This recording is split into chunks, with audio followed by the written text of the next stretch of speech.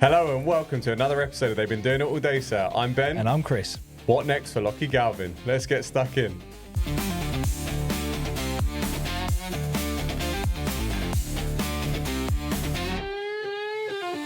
How's your week been, mate?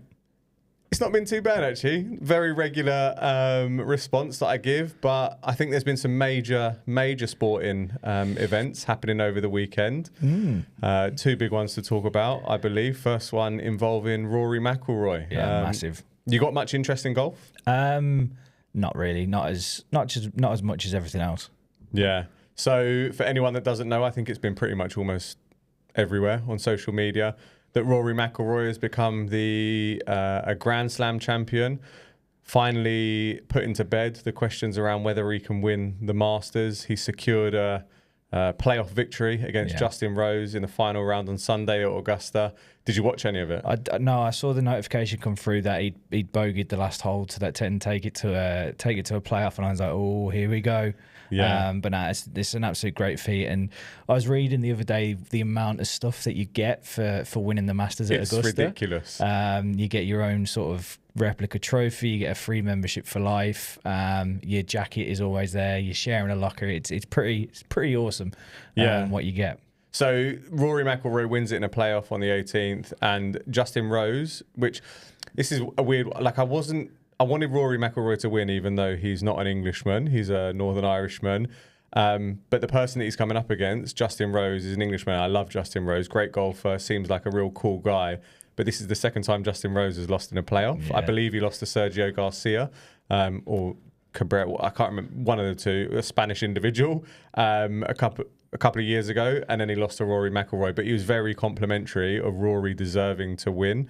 It came down to some moments of madness from Rory in terms of he 4 shots in front after 9 holes, comes to the 13th, which is one of the easier par 5s on the course, the way that he decided to play it.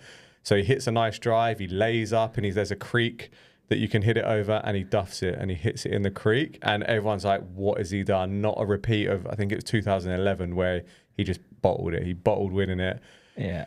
He double bogeyed that hole. Justin Rose birdied a hole, so it brings it back to level. Then he bogeys the next hole, and it was a roller coaster. But on the 15th, which is another par 5, he hit one of the best shots I've ever seen, like under pressure, and he hits it to within a couple of feet. And he should have got an eagle, but he got a birdie, and I think that gave him the confidence to then go on. But like you say, you're like, he's 1 shot ahead going up the 18th, hits a great drive.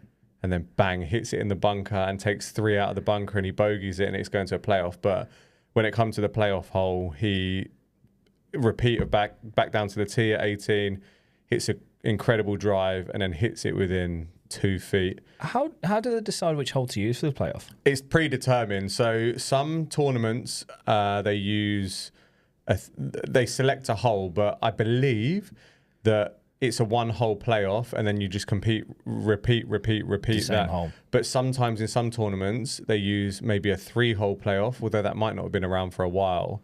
I'm not 100% sure on how they do it. It's usually a 1-hole playoff, but I have seen times, and I might be thinking back to the early 2000s, where they'd use a 3-hole playoff. Got ya. But they often use the 18th because I think it's easier for fans to go back to stuff like that. But I've never seen an outburst of emotion from someone on a green after, well, apart from me a few times when I might have missed a putt and snapped my club or something. But to win a tournament, there has been so much pressure on Rory McIlroy to do the Grand Slam, win all the 4 majors. But it was real good, poignant moment in golf, I think, because I would say he's the second best golfer behind Tiger Woods to ever have played the game. Yeah. So to complete the career Grand Slam is a huge achievement. But from the highs of McIlroy winning the Masters, let's talk about Birmingham and their experience in the... Yeah, I wouldn't say you're going from highs to lows, because you're going from highs to low. Because this time last week we were discussing how there was a chance for Blues to win League One and go up with a double by winning the Virtue Trophy. Beat Peterborough on Wednesday morning 2-1. Secured promotion. Was that through someone else? No. That was promotion. through us. Yeah. And then Saturday, Wrexham ended up drawing, I believe, and that meant we went up as champions. Yeah. And then on Sunday, massive day out for the Blues fans, 50-odd thousand at Wembley to watch some absolute utter dross. Was it bad? It was really bad. I did not wait up till midnight to watch my two centre-backs play the ball between each other for 90 minutes. It was infuriating, to say the least. Peterborough had a game plan, executed it brilliantly. They looked so threatening every time they went forward because of their counter attack. They've got some very good players up front, which I messaged you about on the on the. I said it was all over. I said you were walking to the trophy, and you said, "Hold on, Peterborough decent going forward." They've scored. I think they scored 97 goals this year and conceded 100. So they've been. And you've lost 2-0. And they've done. But that's the thing, is they can score goals. Yeah. And it was an absolute worldie of a free kick.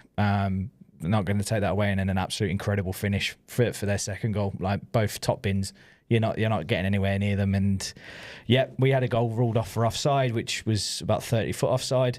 And then we should have had a penalty at one point where their defender just completely shoulder barged our attacker, running through for the ball and just nothing. So is what it is. Good day out. Yeah, everyone seemed to have a great time. Do you know an interesting stat that I heard the other day? I think Gary Neville was talking about it on the Overlap podcast around the average amount of touches, or sorry, who's getting the most. And I know this links to Premier League, but I think it reflects of what you're talking about around who your centre-backs playing ball. Yeah, back. Like they were saying, the centre-backs now have the most touches of a team during a game or throughout a season, who have on average the most touches. And it goes to show the kind of entertaining style of football that's not so being played, that everyone's got to build from the back. Everyone's got to do this. It's so robotic. It's terrible as well. And you look at Man United that are trying to put in place this play out from the back, and they've got a keeper that can't do it. They've got centre-backs that can't do it, and they're absolutely terrible. Well, they've got a keeper that can't do it, and they've got a backup keeper who can't do it. And they're trying to... It goes back to what I've said for God knows how many times on here. It's... Don't never go in and try and implement a system that you don't have the players for. And I was screaming out. I messaged my mates at half time going, we need to bring on Alfie May, Lucas Jukovic, little and large, Hoyt up front, like, and absolutely. But nah, didn't come. And Christoph Clara and Ben Davies were just passing the ball to each other for a while, and no one just attacked. No one does that anymore. Comes. No one just picks up the ball from midfield and just runs. They're always looking for a pass, and it's infuriating. It does my head. There's no creativity. No, none. Everyone's robotic. Everyone's a fucking zombie. Sorry, I've he's lost it. His head's gone. I'm absolutely. It just does my head in.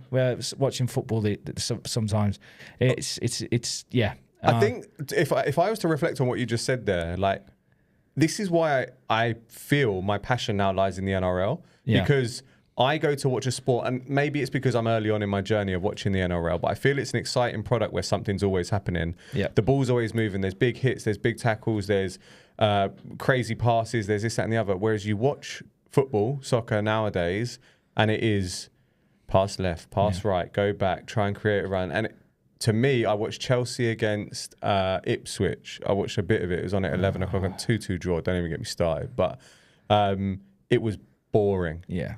And I don't find like I can engage with a footy match for 90 minutes now.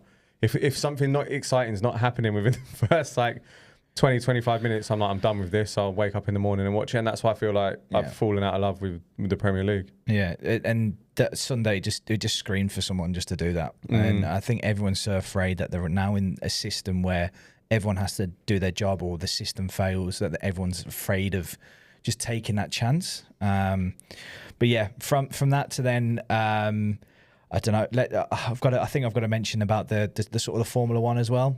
Just as a little bit of a local lad plug. Piastri winning the Bahrain. Piastri's, was it Bahrain or China? Yeah, it was Bahrain. Bahrain, second win of the season.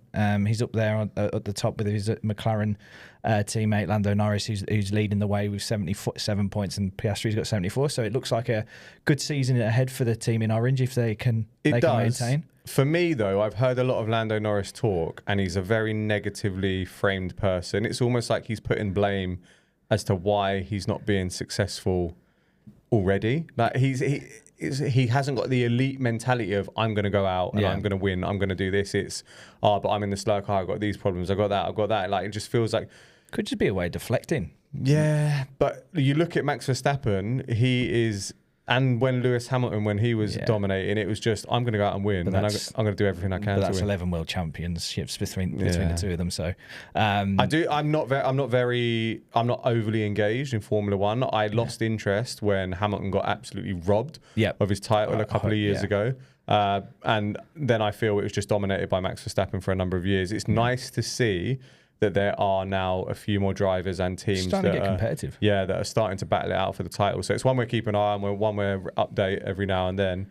But it's good to see an Australian get his maiden. Is his maiden? No, second Grand Prix victory, but first of this season. Second of the season. Oh, I've absolutely butchered that there. But yeah, so I randomly was watching a TikTok just a minute ago about how they're complaining that it was the British broadcasters in Sky, focusing on the battle for second and third, because it was involved two British drivers, which I'm guessing is Russell and Norris, and not focusing on Piastri winning it. So, well, to be fair, a lot of times in Formula One, like if you're leading from pole and you get a good start, and you can just, if you're 10, 12 seconds ahead before other drivers start taking their pits and taking their pit stops, you're going to just walk the race. But didn't I see safety car and stuff like that? So didn't I see that Piastri also put in the fastest lap by close to a second? Yeah, he's quick. Which is absolutely bonkers. That McLaren is very quick this year. I didn't watch the race, but the title that I read was Piastri lays down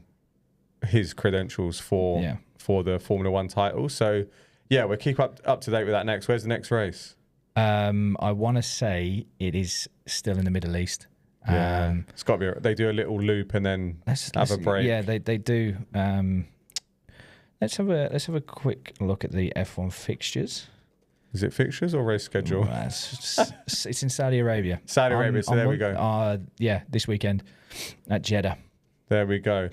But we can link Birmingham's and football's boring nature and one-dimensional nature to how Manly played this week, and link it great to the NRL of going through some of the fixtures that took place this weekend. Big news coming out today, though, that Lachie Galvin has decided, well, was it yesterday or today that the news came out? So we're filming on a Tuesday. I think it came out yesterday, that he's turned down their $5 million offer. And can I just say, the Tigers have acted very spoilt brat way around it as well.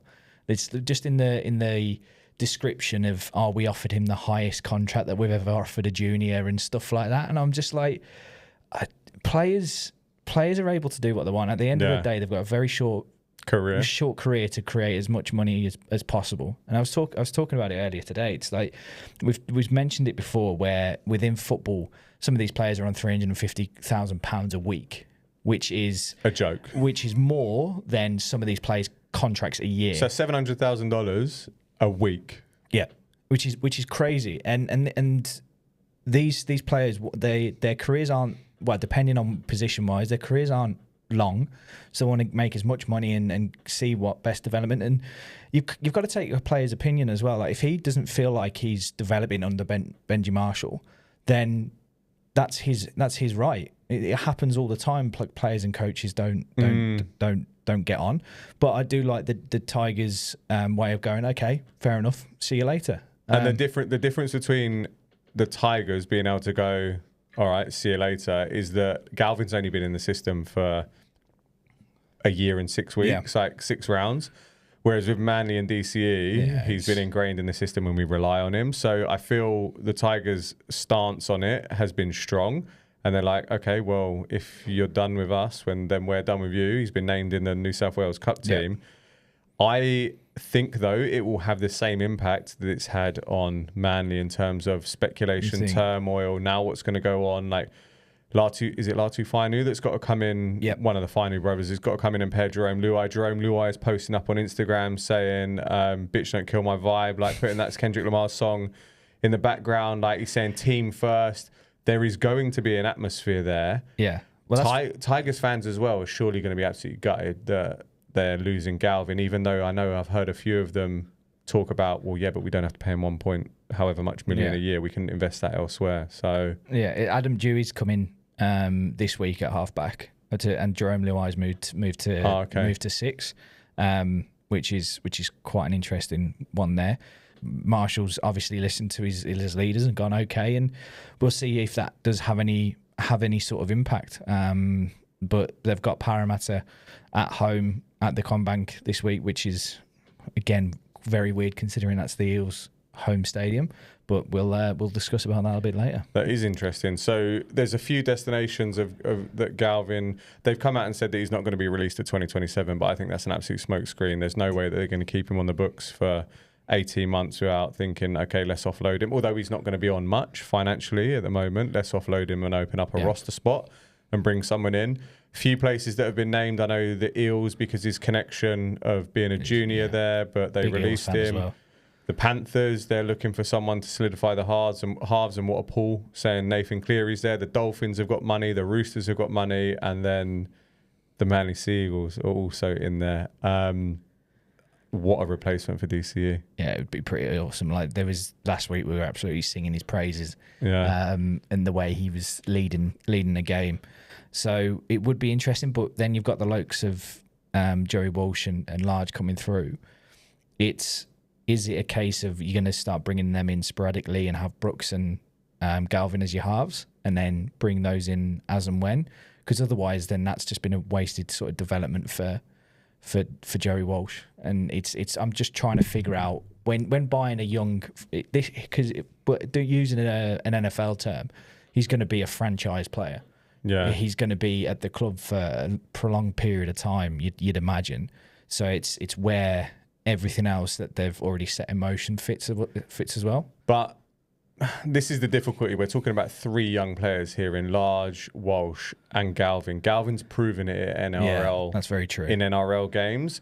But then I hear Gus Gould, who there's all this going on about him publicly. Grooming's not the word. I don't know what it is, but like tapping him up, like trying to, and then he's like distancing himself, saying, "No, we've got our own talent pool, but they could also be in for him." But with that, it's a case of, well, Gus Gould said he won't reach his potential until 24, 25 years old, which is 5 years' time. Yeah. So is it a case that whoever's his next club isn't his lifelong club? Yeah. It might be a case of then where does he go after that? Yeah. Manly need a short-term fix. There's talks about Jamal Fogarty coming in, who would be only a 2-year short-term fix for DCE, or there's Lachie Galvin come in from next year if he gets released from the Tigers, which I think he does, and he's there for 5 years. Partners Luke Brooks. Maybe then Joey Walsh is ready to take the reins a few years in. So this throws a massive spanner in Manly's plans. And if the DCE negotiations are anything to go by, I don't know how much I trust Manly's management to get it done. But keep an eye on this one because it's going to be a talking point for the whole season. There's no way it's going to rest.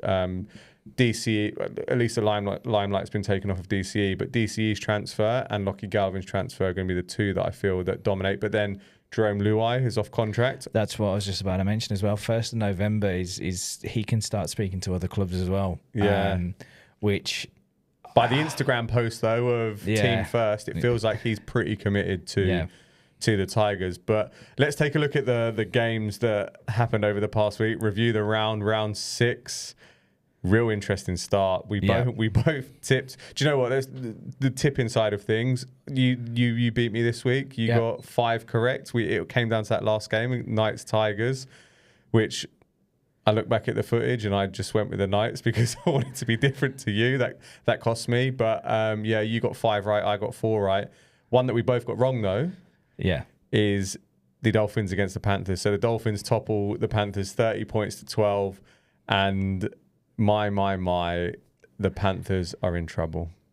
Text you this very, halfway through the game. That was a spoon-worthy performance by the Panthers. I was listening to the Buy Round podcast earlier, and they were talking about points needed or wins needed to get top 4 and top 8, right? So Panthers have only got 1 win, which was the first game of the season. So they haven't won on Australian soil, which is another bonkers stat this year. They need at least going by past year's stats, and you've got to remember that this year everyone's beating everyone, so it could be a bit different. But they need to win 11 or 12 of their remaining 18 games to get in the top 8. In order to get into the top 4, which I think we can write them off to getting into the top 4, they need to win 14 to 16 of their last 18 games. I genuinely can't see where that comes from because they're just so defensively poor at the moment. Hang on, they got Manly next week. Not this week coming, but next week. That's probably that's one of their wins. But the game in itself, I thought was going to go. Once it started, when Dolphins lost their challenge early on, I was like, right, here we go. This is going to be an absolute rampage. But then the Dolphins stopped Penrith after quite a strong set, and then I'm sure there was a 6 again. There was a repeat set in there. I remember now. I missed the first 10 minutes of this game. Yeah, and then they were so resilient in defence, which was fantastic to see. And then it was just a bit of trading sets, and then in the 14th minute, the Dolphins went down and scored a try. The Hammer converting after a very poor attempt by Penrith's right edge to stop them, and it's their 14th try they've conceded down that right. I was going to say, one of the things that I noted down from that game is that they looked like they were going to score Dolphins looked like they were going to score every time they went forward, especially attacking their left, Penrith's right, and it looks so poor, and they look so poor defensively. Yeah. We spoke about this, I can't remember when it was, but that's been mentioned in other places that Serraldo, the Bulldogs coach, was very defensively minded, and when he was at Panthers, it's now a case of none of those players that are coming into the Penrith system experienced his methodology, his way of thinking, and it's not there anymore. Yeah. Look at the defensive jobs that the Bulldogs are doing. They are the best defence in the competition, and now Panthers are the worst. And it wasn't a factor last year because they had Fisher Harris, they had Jerome Luai, they had the backup of last year in the experience of those people, but now it's all gone, and they've got inexperience there, and they are getting torn apart. Yeah, and it's decision making again, and sort of poor decision making. I think it was about the 8th minute. There was a great kick. Martin chased it down as he does all the time, makes a great hit, goes to drive him out, and then Alamotti dives on. That was it. Yeah, flops on, and it's just like, come on. Yes. And then that's when I started watching, actually, at that exact point. And then it led to the try because they were able to. It was back-to-back penalties, and then Dolphins went and scored. And it's those key points in a game where if Penrith had just kept them in their 40, essentially from that set, it's a completely different game. But because of that stupid decision to flop on, it stung them. And I feel like I'm going to talk about this a couple of times about predictable play, because Manly was certainly predictable in the game they played against the Sharks. But it felt like when Penrith were going forward, it'd be a case of Cleary in the middle, trying to make something happen, would whip it out wide, but then Dolphins read it like a book. Yeah. And I'm pretty sure at one point, Bostock comes in and absolutely wallops Isaac Tungo and hits him because he read it a mile off, and the ball couldn't get out to the winger quick enough. No. Are Penrith going to make the top 8? From this, no. I think there's too much happening elsewhere from other teams for them to if they're playing like this week in, week out. It's not their attack.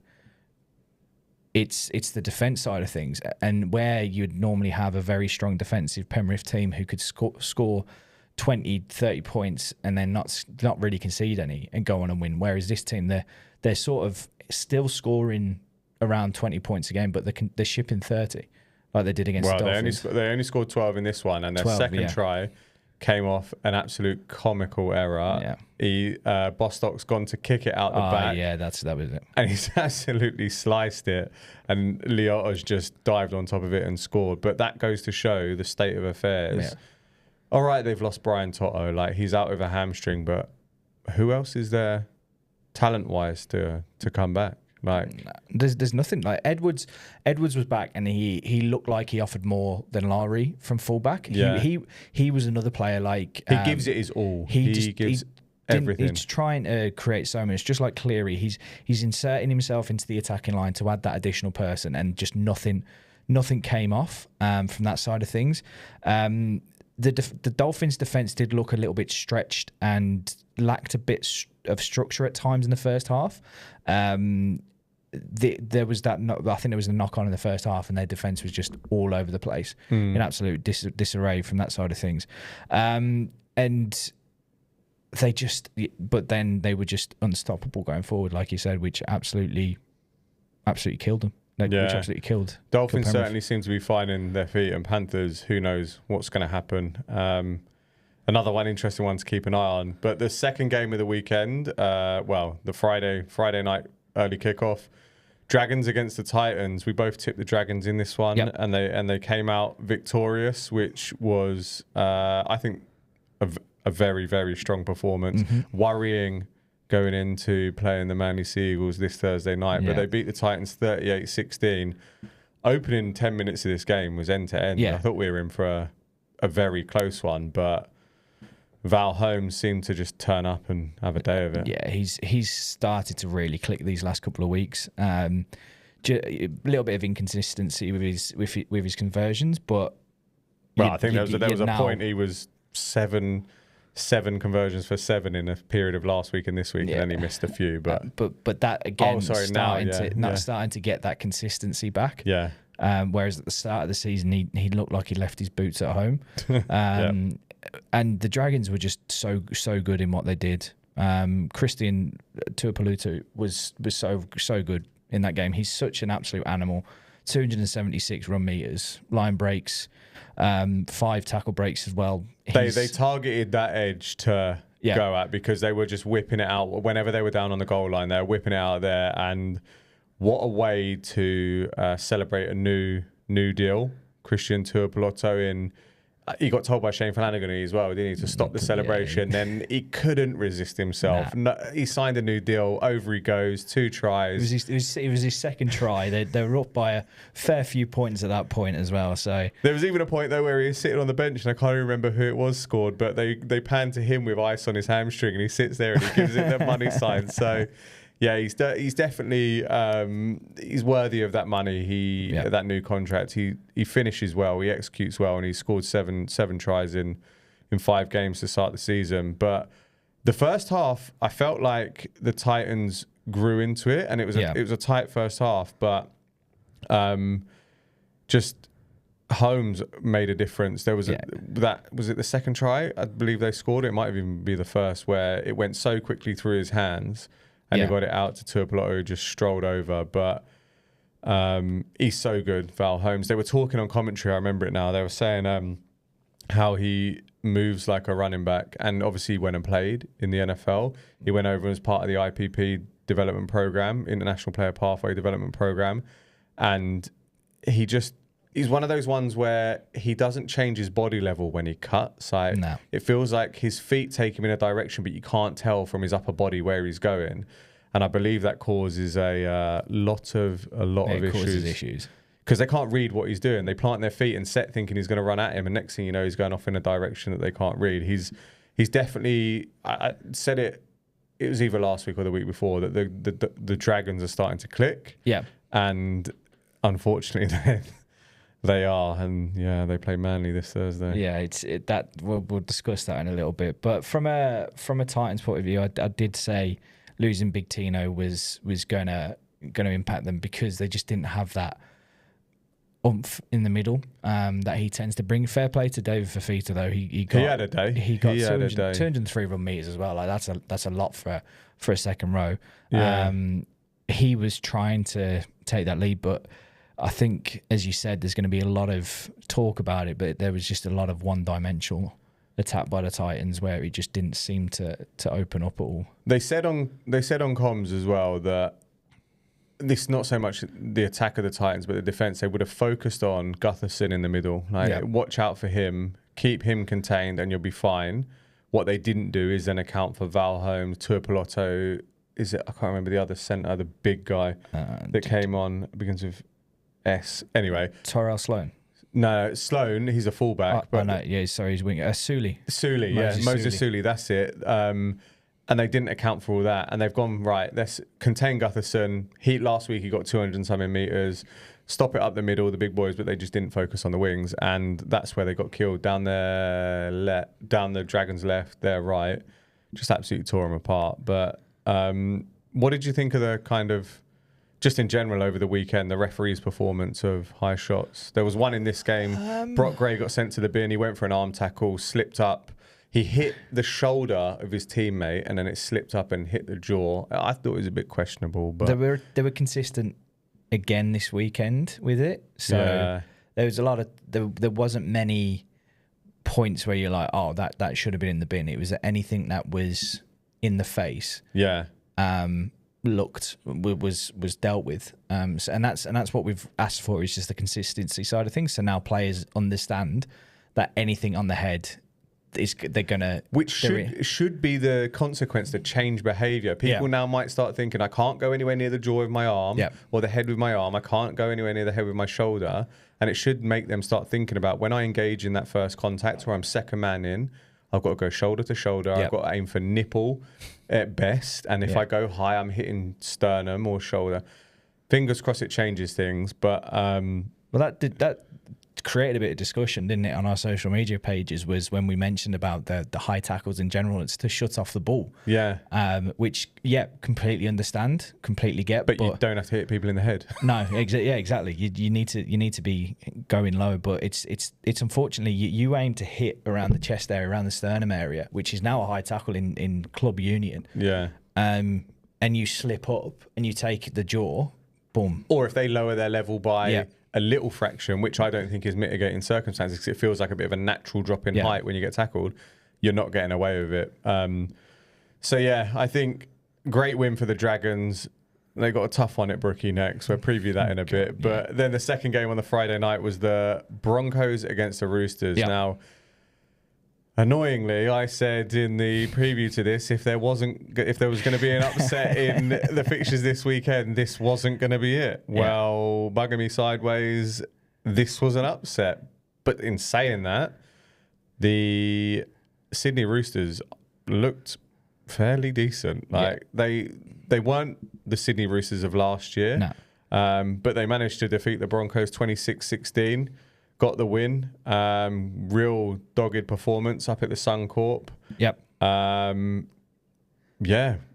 What did you think of it? Yeah, absolute gutsy performance by the Roosters. They shut down the Broncos. The Broncos didn't really have much attack.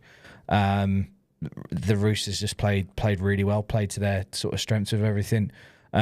Reece Walsh had again stinker. Very bad game. There was I can't remember who scored the try. I think it was about the second. Billy Smith, the boot up in the air. No, it wasn't that one. Oh. There was that one, but then it was the one where they broke through the middle. And he made a business decision. I think you texted me this. Yeah, he dived. So he did a very dramatic dive to make sure he looked like he was making the tackle, but it just looked so bad. And then there was the high kick, which he just completely bottled. But there was a few kicks he left. Like there was one to Cobbo that ended up going to Cobbo, where Walsh was right next to it, and he just let it bounce, and Cobbo picked it up. And it was a very poor performance by him. Yeah, but Hugo Savala from the young 7 that came in for the Roosters, 6'4" tall, or maybe even taller, 6'5" tall. He was putting boots up in the air, and for the Roosters, it might have been their first try. Boots up in the air. Reece Walsh doesn't even make half attempts to go jump up for it. Billy Smith just jumps over the top of him, catches it, and strolls in for a try. Reece Walsh, I'm telling you, I said it for a few weeks. If he wasn't the face of the NRL, the guy would be playing in New South Wales Cup. He is pretty poor. One thing I've noticed though about the Roosters is Sandon Smith in the halves. Is he halves? Is he 6, I believe? Yeah, Sandon Smith, it's 6. He, twice this season, has thrown 2 interceptions down on the goal line. Selwyn Cobbo's breakaway try in this one, and I can't remember a couple of weeks ago who it was against, but it's basically the same situation, same scenario. He's gone to play it wide, and there's someone standing there, and he still decided to throw the ball. And it just makes me think, like, is that going to cost them? Is it like in key moments, is he the person to... Because I've heard Brandon Smith talk about him being the future with Sam Walker when he comes back, and them two together. But it seems like he's got lot of work to do because fortunately for them, it didn't impact this game, but it certainly changed the momentum for a short period of time after that because I believe after that they then scored immediately after. Adam Reynolds done again. Yeah, Walsh scored. Yeah, great powerful Payne Haas, even though he was restricted. I heard Willie Mason talking about this. Restricting Payne Haas to 140 metres is Payne Haas having a bad game, which is mental. But he had a line break, and then Adam Reynolds sets him up, few offloads, and they're 10-8 up. And it's through those mistakes from being down on the goal line to then a couple of sets being down. Is that going to cost them later on if they can eradicate that? I think it's a preempted play, and there's a set way for it. So he's making the pass without even seeing what the defensive line are doing, which it can clearly cost you. You still need to take that millisecond to look at where the line is, and you can't be throwing passes blind, especially down there. You just take the ball, you take the hit, and just let it recycle. Yeah. But other than that, now the Roosters look a lot more solid than they have in previous weeks. And then old Spencer Leniu got himself in the. He's been in the talking books a little bit over the last few days.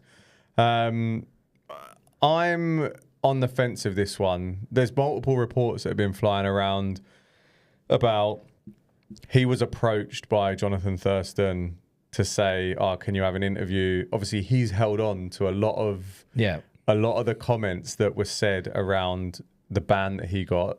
What he said was wrong. He got punished for it. Whether it was a fair punishment or not, that's people's opinion. But Thurston then didn't come out when Ezra Mam got the punishment. And that's where Spencer Leniu, I feel, was held on to a lot of frustration. He was very, very angry around it. And he's just giving it to him. And the annoying thing about it is if Jonathan Thurston went up to him in the locker room or whatever, and it's not being filmed, we might have heard about it, but there wouldn't have been too much blow up about it. But as well, you've got to realise that he's just finished a sport which is all of his aggressions left out on the field. He's just ran out to hit people, hurt people, run over people.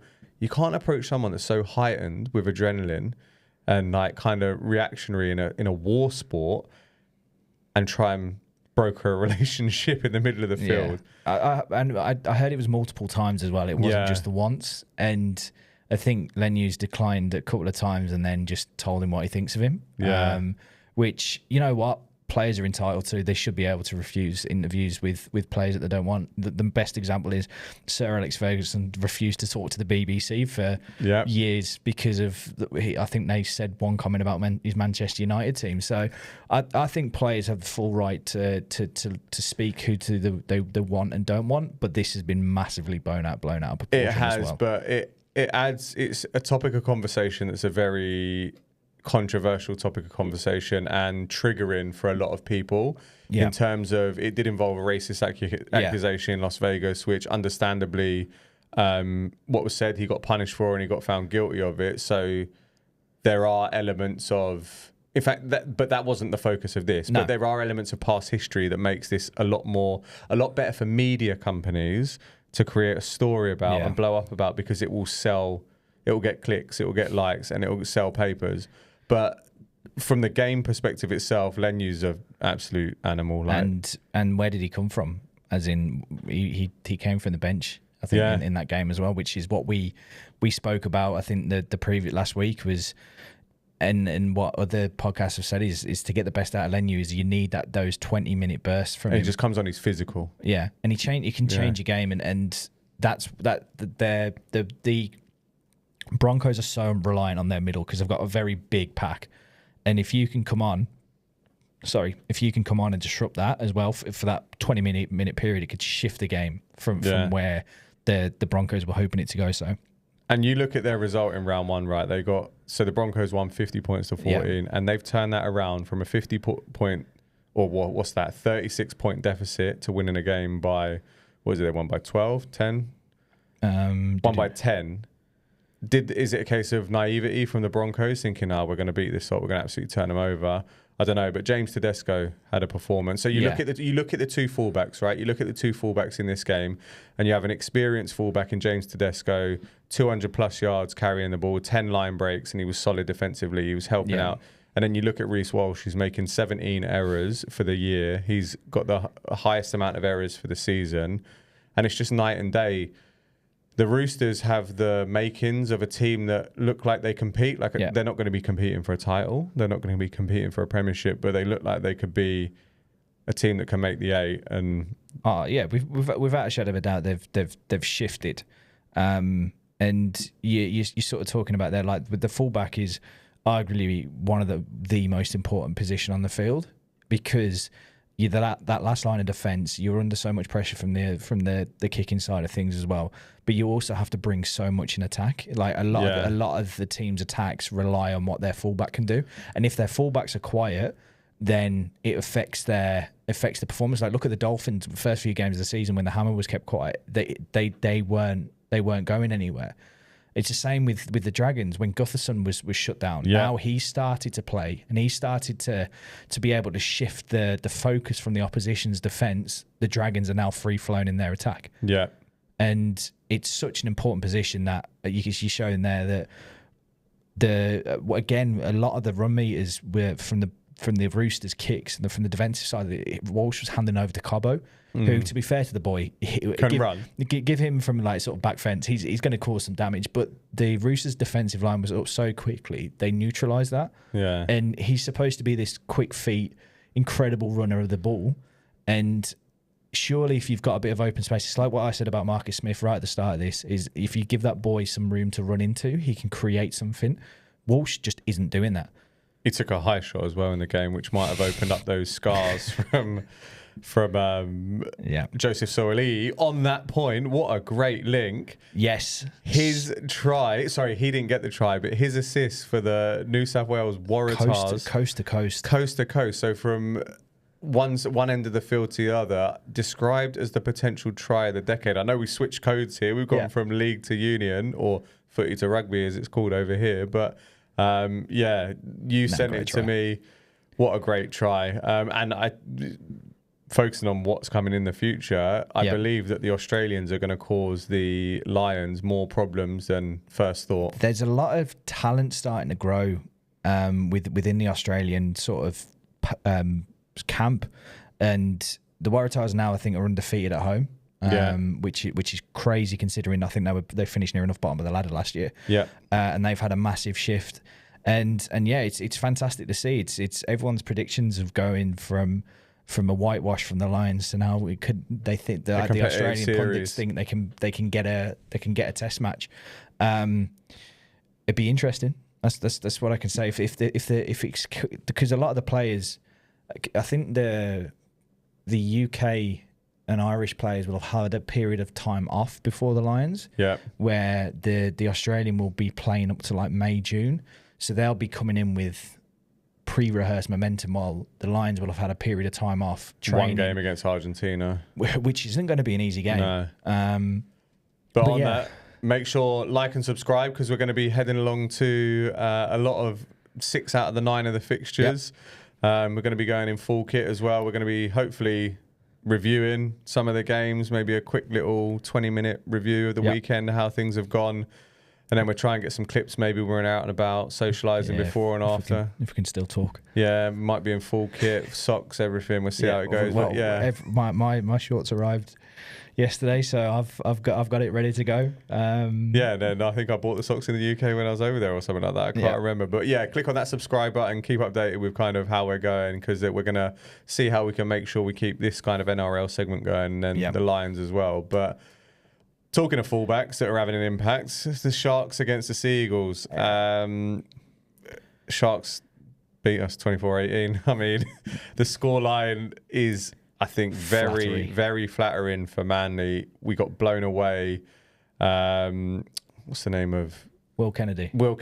Absolutely tore us apart. And he got 115 metres, which is very surprising. Very surprising. Well, he had 80 of them wiped off, or 60 of them wiped off for a contentious What's the penalty called? Blocking, interference. Or what's it called? Escorting.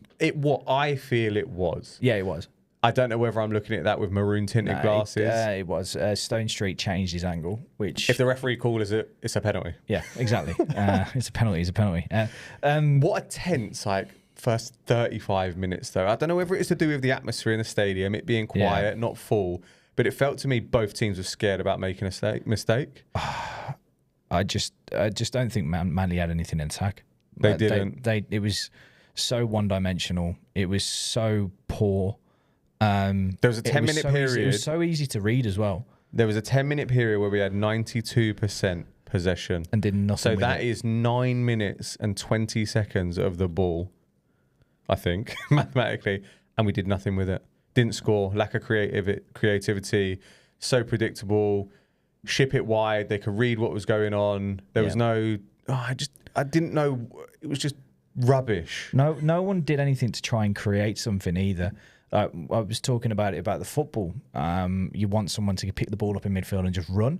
Like when there was kicks in behind, or there was some they were trying. It started to create gaps, but. To be fair to him, Will Kennedy was everywhere as well. He read every little kick and was in position sort of straight off. But even then, the kicking game was poor. Now, we've often in the past said we overlook the team that have won and focus on the team that have lost. I think in this case, Manly were poor. Yeah. If Manly would have taken their chances when they had the ball, when they were down in the red zone for stupid amount of time, we would be talking about a different result. Yes, Cronulla executed, but you look at the two moments of genius that opened the scoring for them. Trindle, brilliant pass out wide. What a grab by Stone Street. He's like one-handed it, danced along the sideline. That was a great try. Ridiculous, great try. And then the kick that Trindle's put in for the second one as well.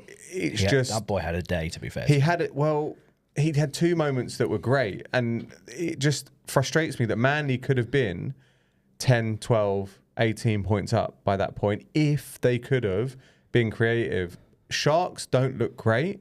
I don't think they've hit their full potential. I don't think they've quite figured out what they are, like in terms of moving forward. But you look at that pass from Trindle, it's creativity. Yeah. It's skipping a man and throwing it out wide when the wingers dived in because he's seen it and he's thrown it over the top. We didn't look anywhere near that. It only took until...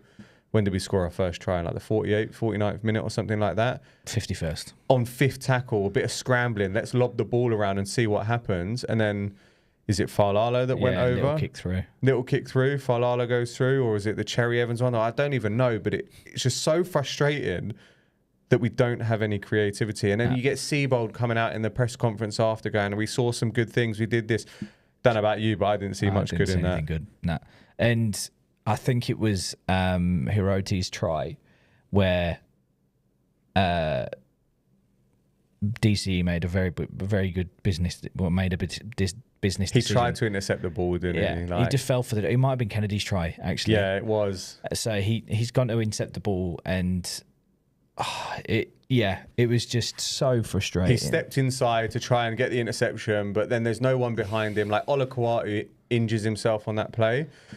Apparently he's been named for this week, so he seems to be all right. But my high hopes before the season started, right? It's gone. We can talk about the roller coaster of being an NRL fan, but for me, Paseka's injury is a lot bigger than I thought it was going to be. It's significant because Takiaho, big body, but he just seems to walk into contact. He's not physical, and I don't want to slag the guy off, but get physical. I saw him in his first carry when he came on first game of the season. It's Cowboys. He was physical in that first hit up.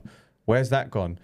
Alawai, yes, comes on, is physical, but it just seems that we're lacking that partner of having two real physical forwards. Yeah. Can't wait for Matt Lodge to come back. I think he's going to bring some fire in the front hit ups, but I'm starting to think that we're not a top 4 team, and I'm questioning to think. I think we could be 8 to 12. I think we're going to finish. It feels to me that you want to avoid that melting pot of team 5 to 17, or be well amongst it. I think even 7 to 15. And I believe now that we're a team that could, unless we sort things out, we're a team that could easily miss out on the top 8 if we don't pull our act together. And you touched on it there. Like, the attack is so one-dimensional because there's nothing coming from the middle, and there's no heavy, big runners, as you said, in the middle, which then draws players in to then be able to shift. Like, Alaquati's playing on the air, and he takes 4 or 5 players with him. All that he does is run forward every time, and pumping his legs high up, high waistband. But you need that from your props as well. You need that from your middles, and Like even Jake taking the ball into contact, like and the passing as well is so slow that everyone stood still while the ball's being passed down the line, and no one's running onto it. No one's coming onto things at pace. The ball's being looped. I said to you and the boys on Saturday, if I was an NRL coach, the first 2 things that I would do is I'd bring in a specific kicking coach that will be able to, even though I hate the short line kickoff, there is a period within the 20-30 meter line. If you get enough height on that thing, you can be competitive, but then also gives enough distance away from the line that you're not going to be straight on your 10. And I'd bring in a scrum half coach to get the ball moving, zipping out. Like, everyone should be able to zip that ball out quickly. But because it's being looped and it's taken half an hour to get to players, and you have to receive it like 10 meters back, and they're standing still when the ball's being shipped. There's no wonder defenses can read what's happening, because it's taken half an hour for the ball to get out to the wide. Absolute manly meltdown right now. Absolute manly meltdown. It was just really infuriating, because that speed from the first couple of games is completely gone, and you can't even say it's because Turbo's not there, because Hopawate played fullback for, I think, the majority of one of those games. Defensively, I don't think Hopawate is there. He's 20 years old. He's got a lot to learn. As I've just said, it's the most important probably position on the field. But I saw a lot of hate for him floating around the social media pages on Saturday. We should review comments on that, because some of them are comical. And I put a few comments back, because he let one bomb absolute drop, and he's made 2 mistakes in the 5 games he's played at fullback. One was against the Tigers, where he knocked on, and possibly that he should have put a body underneath it. But he's so good under the high ball. Cowboys? No, who did we play? Warriors. Sorry, it was the Warriors. And he's so good under the high ball that I'm never nervous when he goes up for it. I'm like, he's always coming down with this thing. Very true. And there was a lot of hate around him. I think it's his positional and reading the game, which is letting him down. Because like, he could have been in a better position for their first try. Like, if the winger's crashing in as much as he is, there's got to be support around the outside. And if he knows he's doing that, maybe he's there quicker. But I don't know. We've got the Dragons on Thursday. We'll talk about that and who we're tipping in that one. But let's get on with the rest of the fixtures. Otherwise, I think we could be dissecting Manny's problems all night as the armchair fans that we are. But definitely. Cowboys beat the Rabbitohs 24-16. Yep. I think the Cowboys have changed their fortune. I think they could be in a position where they had a terrible start to the year. Yeah. But they're in a position now where they're looking all right. Like, low scoring, it was 6-4 at half time. But they came out in the second half and proved that they've actually got something about them. It was the thing about this game is I think it wasn't too bad, because the Rabbitohs were so depleted in what they had in their resources. I think for it to be 16-24, there was a lot of times where you'd think the Rabbitohs were going to come in and win it and do some damage, but they just didn't take that extra step. So I don't know. I'm not that convinced of the Cowboys just yet. In that sense, I think they're still not as amazing as they are. But I think I very much picked the Rabbitohs in this one, and I think it was because I fell into the nostalgia of Latrell Mitchell going to the halves, and I thought he was going to absolutely rip it up. When I should have stuck with the proper thinking of the game and going, like, they're down to a lot of players here. That's I believe, like, Latrell Mitchell in the halves was a good experiment, but he's a fullback or he's a centre. Like, I don't think he's quite there to play in the halves. Where's he been named this week as well? I don't know where he's been. Let's have a look. But for me, the Cowboys are 3 wins in a row now. They beat the Panthers, they beat the Raiders, and now they beat the Rabbitohs. They're starting to gain some momentum. Yeah, he's still in the halves, but they're coming up against the Bulldogs. And I don't think I'll be. And they've got Matt Burton back. Yeah. Well, I know he's been named on. Where's he been named? He might be back. But the Cowboys have got a bye this week, so they're going to beat the bye. They're going to get 2 points, the Cowboys, this week. So that's 4 in a row. 4 wins on a bounce. You can't argue with that one. They're in a solid position. It's just whether they can keep. Oh, no, they lost to the Raiders, didn't they? No one. Hang on. Let me check. I'm not chatting absolute. Yeah, they lost. I'm 100% sure they lost to the Raiders. I bet you $5 they didn't. Have you got it in front of you? They beat the Raiders 30 points to 20. I thought the Raiders won. Cowboys 30, Raiders 20. When did it? When? Why did Can't argue with the stats. The stats are there. Yeah, because. Why did I think the Raiders won? No, the Raiders got a sin bin, didn't they? Yeah, the Raiders got a sin bin. And anyway, by the bye, they've won 3 in a row. They're about to win 4 in the row because they got the bye. And all of a sudden, they got points on the board. And the season's starting to turn around. So, yeah. I just felt the Rabbitohs are too depleted. Pressure from the Cowboys, physicality, and it just wore them down. But Jai Gray had a good game, got a try. Like, he's definitely proven his worth at fullback. It'd be interesting to see how they go now, though. I don't think Mitchell's going to be going back to fullback. I think I say it week in, week out. Jai Gray is too good to not have on that field. Yeah. The next game, Eels against the Raiders. We were in the DYRSL, so didn't really get to pay too much attention to this, but I don't think there was too much attention that need paying to this. No disrespect to Raiders fans or Eels fans, but they've turned around and absolutely battered them. They've stuck 50 on them. That's the second time this season that the Eels have had 50 stuck on them. They are in, like, we spoke about Zach Lomax making a difference last week. This was prior to him releasing that he had fractured his foot. So without him, without Mitchell Moses, Dylan Brown did get a try, though, I believe. He did. So, but to get absolutely waxed 50 points to 12, it was up in Darwin. Terrible turn performance from the Eels. And the Raiders just dominated. They did. Jamal Fogarty just kept ticking everything over. Very, very good game by pretty much everyone. Like, you don't score 50 points without everything clicking. And the Raiders are starting.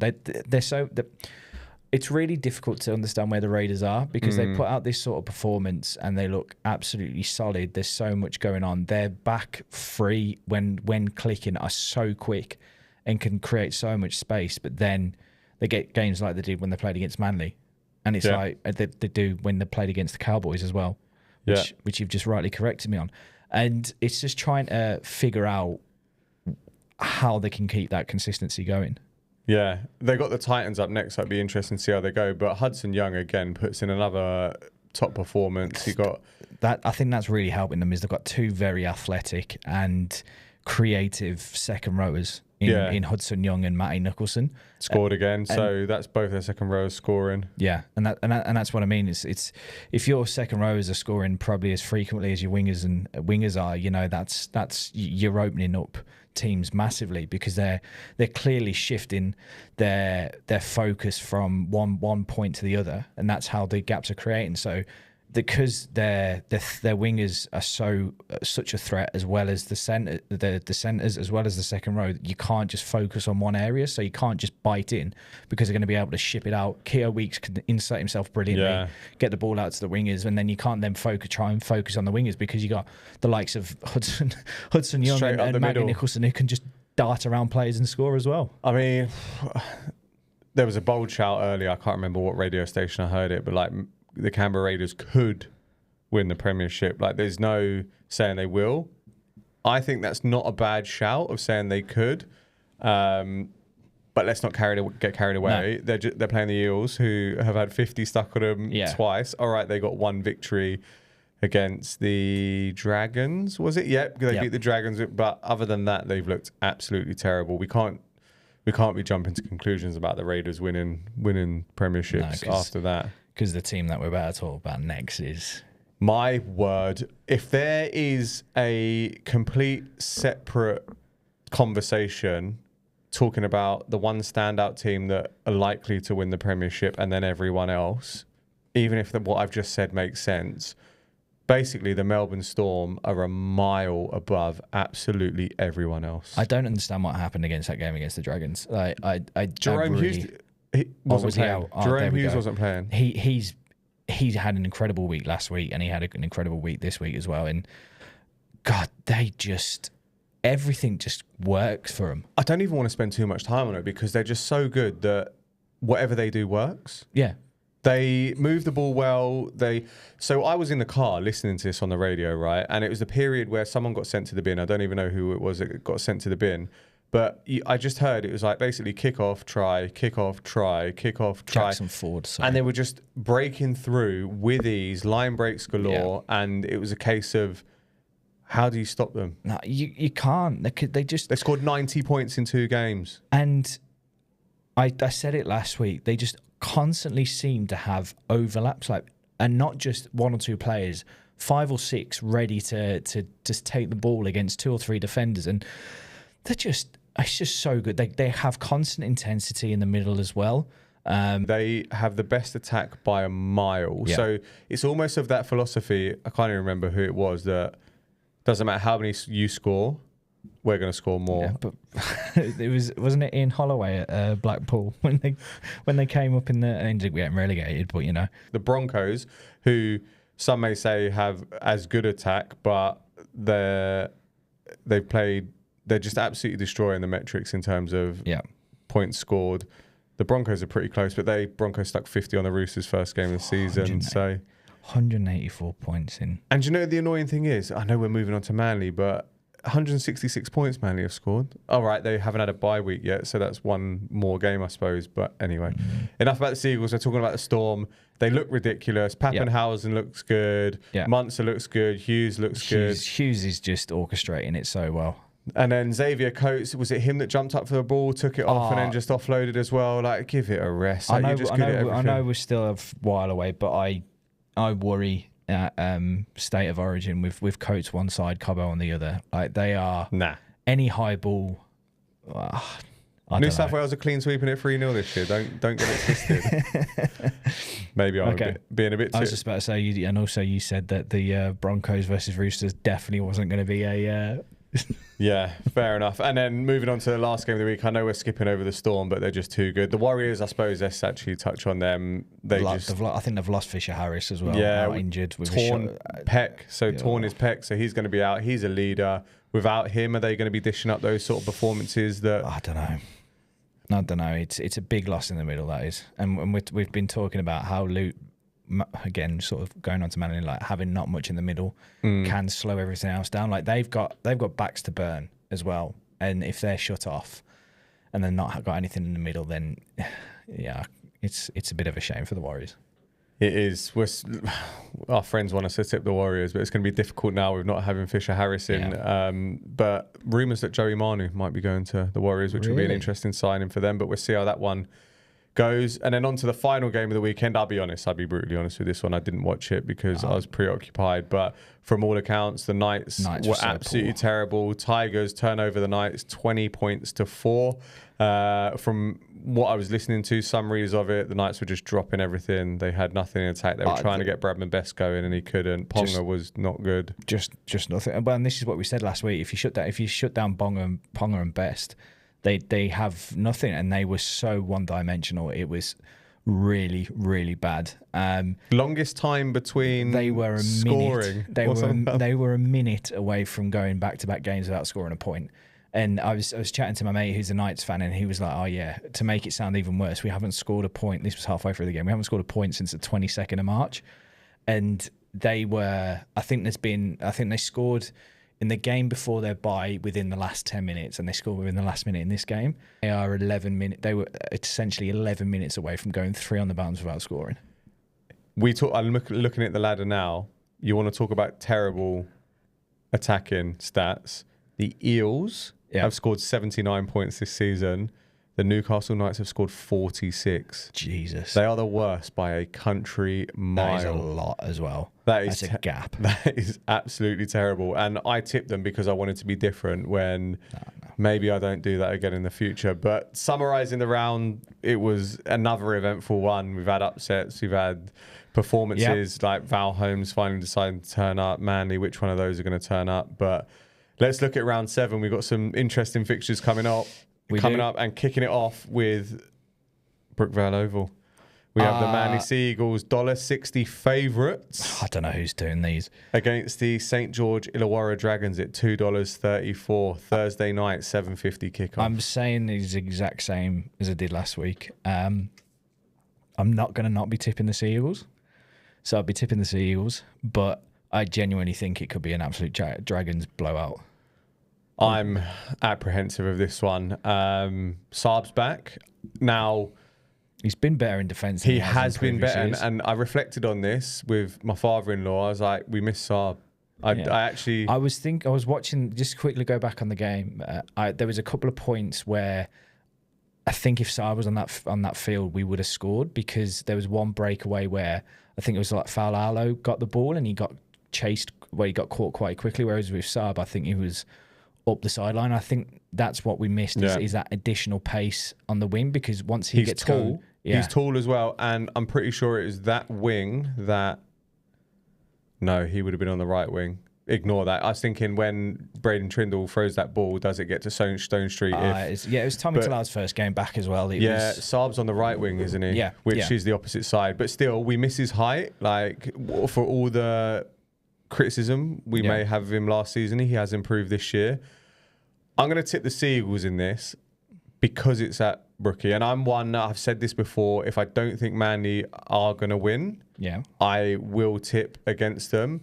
But because it's at Brookie, I think we're going to get the job done.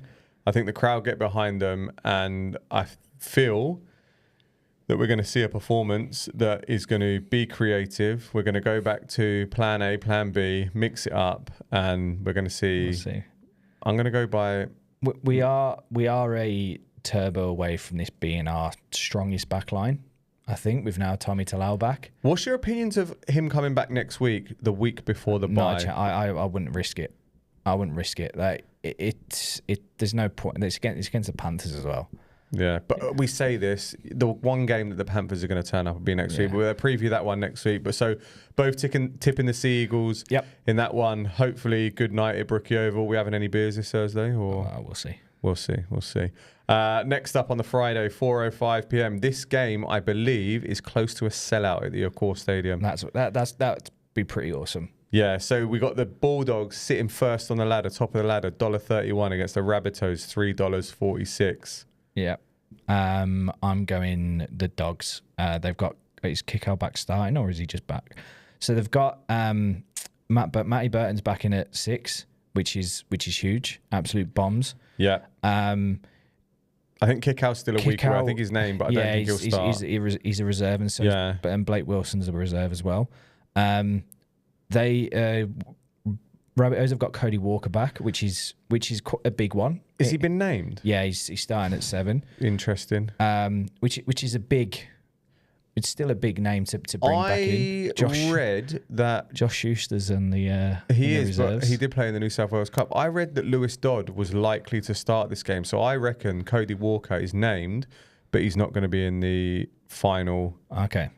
That could be wrong, but something I read earlier suggested that Lewis Dodd's going to make his first NRL performance. That'd be interesting to see, but yeah, I'm going to go with the Dogs on this. I think they're so strong, and like you say, they're scoring points for sort of fun at the moment as well. They are.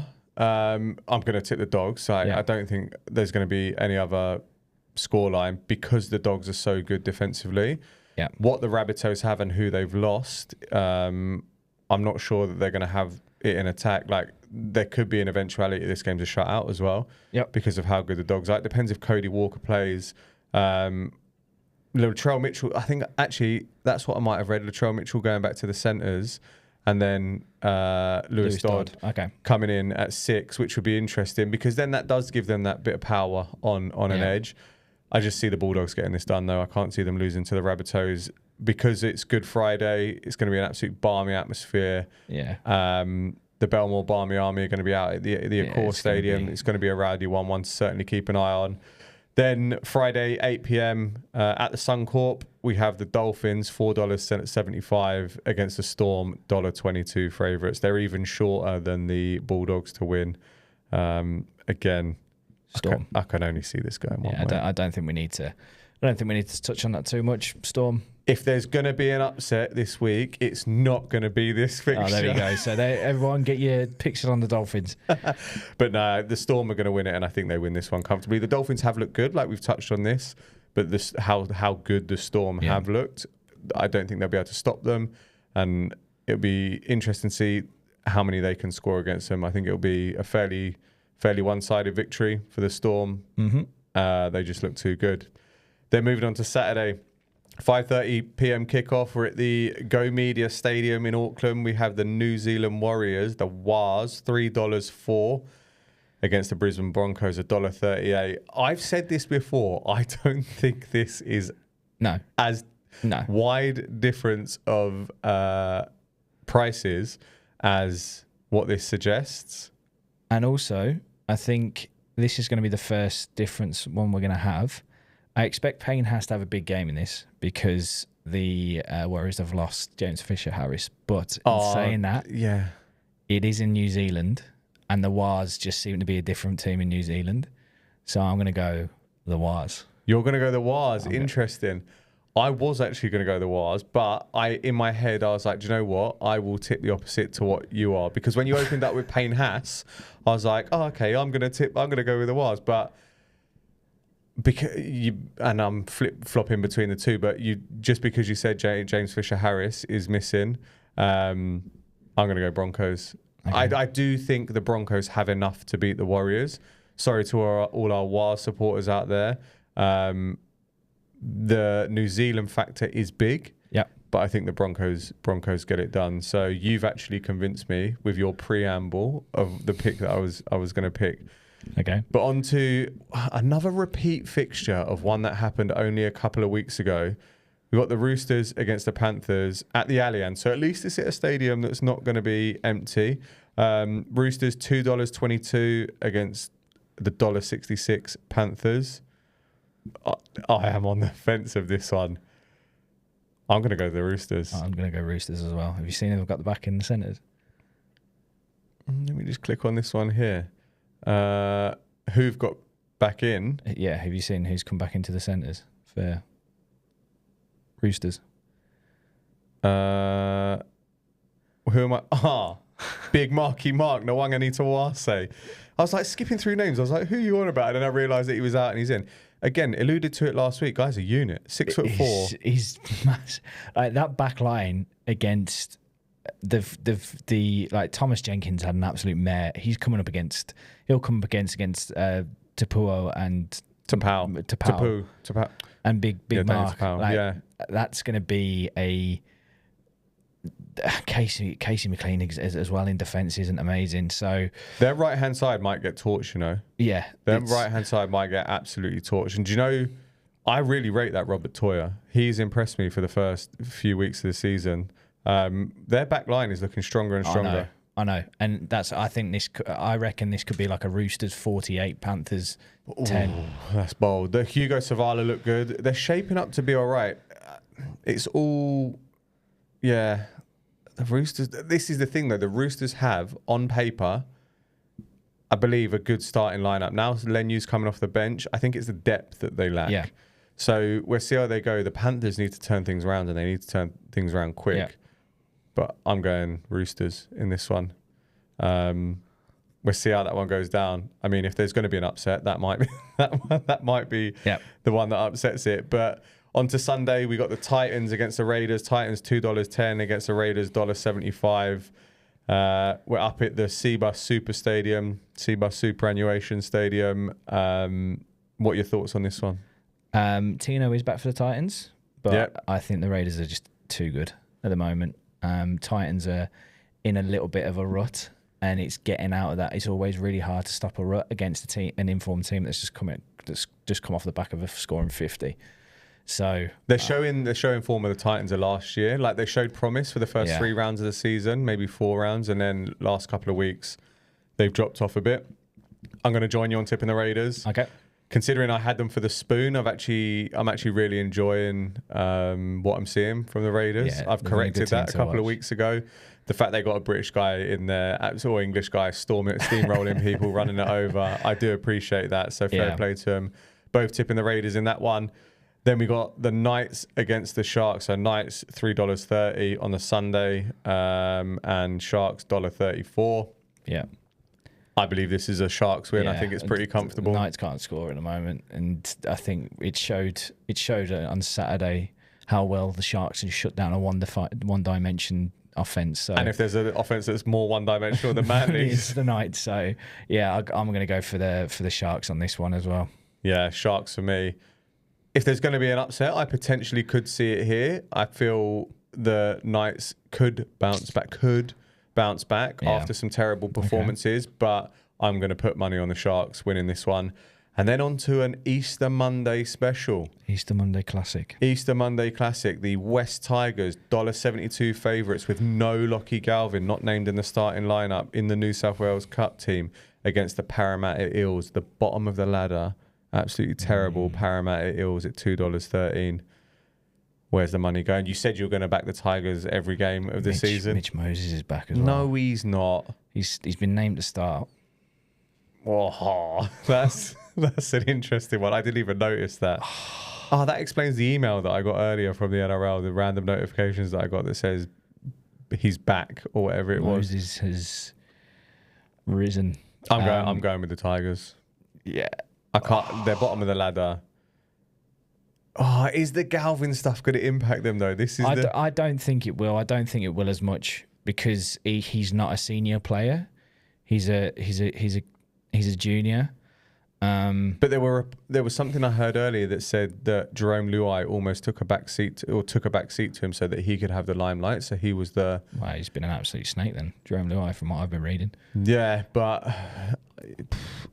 I'm still going to take the Tigers. I think if the Eels had Lomax, I reckon I would have been tipping the Eels for this, just because of the combination that him and Moses have. Yeah. But I'm going to go for the Tigers, and I think it's either going to go one or two ways here. I think it's either going to be a tight Tigers win, or they're going to absolutely blow them out. Yeah, it's either going to be heads or tails, isn't it? A real tight one. Yeah, so 50-50 chance there. Yeah. So yeah. And then we mentioned it, the Cowboys on the bye. But yeah, let's see how we can go this week. Yep. I got 50% right last week. You got 5 out of 8 last week. Long weekend though. We got football Thursday to Monday, which is good. Fantastic. Absolutely fantastic weekend. I think the weather's shaping up to be all right over the weekend as well. Even Saturday, better. Sunday, so should be good. But yeah, anything else you wanna chat about? Can't think of anything really. No, that's probably about it, to be honest, mate. Brilliant. We've rambled enough. We rambled on for too long, but thank you again for tuning in. Make sure you hit that like and subscribe button, and we'll catch you in the next one. Enjoy your Easter. Nice finish.